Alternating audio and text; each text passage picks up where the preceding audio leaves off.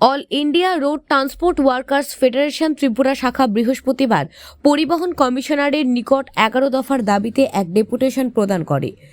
পুরনো motor stand থেকে মিছিল করে শহরে বিভিন্ন পথ পরিক্রমা করে তারা এদিন ডেপুটেশন দেন কমিশনারের নিকট। তাদের দাবিগুলি হল পরিবহনের ক্ষেত্রে আরোপ করা সমস্ত প্রকার বর্ধিত ট্যাক্স ও ফি অবিলম্বে প্রত্যাহার করতে হবে। পরিবহন বিমার মাশুল কমাতে পরিবহন দপ্তরকে কার্যকারী পদক্ষেপ গ্রহণ করতে হবে। রাস্তায় চলে না এমন যানবাহনগুলির ওপর জমাকৃত ট্যাক্স এককালীন মুকুবের ব্যবস্থা করতে হবে। তথাকথিত মিটার লাগানোর নামে অটো শ্রমিকদের হয়রানি বন্ধ করতে হবে। টিআরটিসিকে পুনরুজ্জীবিত করতে নতুন গাড়ির সংখ্যা বৃদ্ধি করতে হবে। কর্মচারীদের সমস্ত বকেয়া মিটিংয়ে দেওয়া ব্যবস্থা করতে হবে। ই রিক্সা শ্রমিকদের জন্য চলাচলের সুনির্দিষ্ট নিয়মাবলী ঠিক করে না দিলে হয়রানি বন্ধ করতে হবে। সড়ক পরিবহন শ্রমিকদের জন্য সুনির্দিষ্ট সামাজিক সুরক্ষার ব্যবস্থা করা। সরকারকে প্রিমিয়াম দিয়ে স্বাস্থ্য বীমা, পেনশন, নিয়মিত স্বাস্থ্য পরীক্ষা, সচেতনতা শিবির ইত্যাদি দায়িত্ব নিতে হবে। পরিবহনের সঙ্গে যুক্ত 10 কোটির উপর শ্রমজীবী আছে যারা পরিবহনের সাথে যুক্ত। সারা দেশে পরিবহন শিল্পটা মারাত্মকভাবে আক্রান্ত। ডিজেল পেট্রোলের দাম, স্পেয়ার পার্টসের দাম বেড়েছে। ট্যাক্সের বোঝা বিরাট আকার ধারণ করেছে। ফি প্রায় 100 গুণ বাড়িয়ে দিয়েছেন। সবটা মিলিয়ে এই ব্যবসার সঙ্গে যারা যুক্ত বা এই পেশার সঙ্গে যুক্ত, এই কাজটা করে যারা জীবিকা নির্বাহ করে, তারা বিপন্ন। আমাদের রাজ্যে লক্ষ্য করে এলো বিজেপি সরকার ক্ষমতা আসার পর তারা ফি সহ সমস্ত কিছু বাড়িয়ে দিয়েছে এবং লক্ষ্য করা গেছে যে এখানে বিমা প্রিমিয়াম প্রায় 200 গুণ বাড়িয়েছে।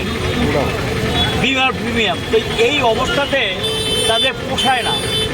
এখন এই থেকে আমাদের রাজ্যে যদি আমরা ধরি, প্রায় কমপক্ষে 3 থেকে 3.5 লক্ষ প্রত্যক্ষ পরোক্ষভাবে পরিবহন শিল্পের সঙ্গে যুক্ত। কেউ নিজেরা সেলফ এমপ্লয়মেন্ট অটো যারা চালান, এবং এরা যদি কর্মহীন হয়ে যায় অবস্থাটা কোথায় গিয়ে দাঁড়াবে। তার সঙ্গে চলছে পুলিশের নির্যাতন। একদিকে পরিবহন দপ্তরে গেলে সেখানে দালাল না ধরে কোনো কাজ হয় না, ট্যাক্সের বোঝা চাপিয়ে দিচ্ছে, এবং তার সঙ্গে পুলিশের চলছে জুলুমবাজি। শুধু চুরাইবাড়ি থেকে আগরতলা আসতে 25 থেকে 27টা চেকপোস্টে চেকিংয়ের নামে দিতে হচ্ছে। কি দিতে হচ্ছে এটা বুঝে নিন। এবং দিতে হচ্ছে মানে সেখানে কাগজপত্র সব ঠিক থাকলেও আমাদেরকে দিয়ে দেওয়া, এটা না দিলেই তার গাড়িটা আটকে রাখে। হয়রানি চূড়ান্ত পর্যায়ে গেছে। একটা ট্রাকের ড্রাইভার বোম্বে থেকে মাল নিয়ে আসে, কাশ্মীর থেকে নিয়ে আসে, পাঞ্জাব থেকে নিয়ে আসে। এত জায়গায় যদি তাকে হয়রানি করা হয় চেকিংয়ের নামে, এটা কি হচ্ছে? এই অরাজকতা চলবে? এটা তো চলতে পারে না। চেকিং করুক, চেকিংয়ের বিপক্ষে আমরা না, কিন্তু তার জন্য তো একটা সিস্টেম থাকবে। যেই সিস্টেমে চেকিংটা হবে, একটা পোস্টে যদি চেকিং হয়ে যায়, নেক্সট পোস্টে তো বলে দিতে পারে যে এই গাড়িটা চেক হয়েছে, ছেড়ে দাও। কিন্তু এইভাবে যদি একটু পর চেকিংয়ের নামে এগুলো চলতে থাকে, পুলিশের সেখানে যদি তাদেরকে কিছু না দেওয়া হয়, মামলা ঠুকে দেয়। প্রচুর পরিমাণ মামলা, হাজার মামলা পরিবহন শ্রমিকদের বিরুদ্ধে হয়েছে। এগুলো কোর্টে গিয়ে তাদের হাজিরা দিতে হচ্ছে। আরেকটা আমাদের রাজ্যে সহ ভারতবর্ষে বিভিন্ন জায়গায় নতুন করে যেটা শুরু হয়েছে, নতুন মানে এটা আগেও চলছিল, এখন যেটা ভয়ঙ্কর রূপ নিয়েছে, নেশা জাতীয় দ্রব্য গাড়ির মধ্যে ঢুকিয়ে দিচ্ছে। মালিক জানে কি ঢুকিয়ে দিচ্ছে। ধরা পড়ছে কে? ড্রাইভার। অ্যারেস্টকে? ড্রাইভার। জেলেকে? ড্রাইভার। অথচ মূল মালিক যে নেশাদ্রব্য পাচার করছে তাকে কিন্তু গ্রেপ্তার করা হয় না, তাকে ধরা হয় না। আর সেখানে গরিব ড্রাইভার, সে একটা চাকরি করে ও জেলে পড়ছে, তার জামিন নেওয়া হয় না, মালিক সেখানে দায়িত্ব অস্বীকার করছে। এইভাবে দেখা যায় পরিবহনের সঙ্গে যুক্ত শ্রমিকদের উপর একটা নির্যাতন চলছে এই নেশা জাতীয় দ্রব্য পাচার করার নামে। নেশা জাতীয় দ্রব্য ধরুক, তাদের বিরুদ্ধে ব্যবস্থা নিক, আমাদের কোনো আপত্তি নেই। কিন্তু মূল যারা পরোক্ষ প্রত্যক্ষ এটাকে প্রশ্রয় দিচ্ছেন, এটার সঙ্গে যুক্ত, তাদেরকে খুঁজে বের করো, তাদের বিরুদ্ধে ব্যবস্থা নাও। শুধু ড্রাইভারদেরকে গ্রেপ্তার করলে হবে না, যারা এটা যিনি পাচার করছেন, পাচার বাণিজ্য করছেন, এটা তাদের ব্যবসায় পরিণত করেছে, পেশায় পরিণত করেছে, এবং অনেক ক্ষেত্রে শাসক দলের লোকও যুক্ত। এবং দেখা যায় এরা ধরা পড়ে না, ধরা পড়ছে কি নিরীহ শ্রমিকরা।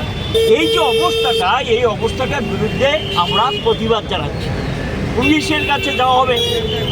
পুলিশ দেখা যায় সরকারের টাকার দরকার, এর জন্য যদি পরিবহন শ্রমিককে টাকা দেবে, পরিবহন শ্রমিকদের উপর লক্ষ্য করা যায় আসতে মামলা, যেতে মামলা এবং ফাইন, এবং কিছু হলেই একটা ফাইন, কিছু হলেই ফাইন।